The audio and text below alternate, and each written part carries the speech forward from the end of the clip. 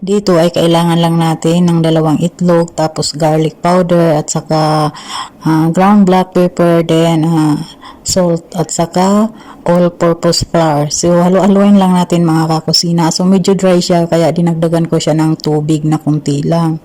So halo-haloin lang natin hanggang wala yung lumps ng ating butter. So meron akong okra dyan na frozen.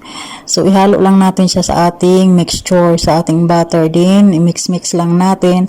At syempre nakaready na yung aking mantika at na mainit na siya. At ayan, ilagay lang natin yung ating okra sa isa-isa. Ayan, ganyan lang ang technique mga kakusina sa pagpa-fry ng okra. Yan. So, hintayin lang natin na mga golden brown yan at magiging crispy na siya.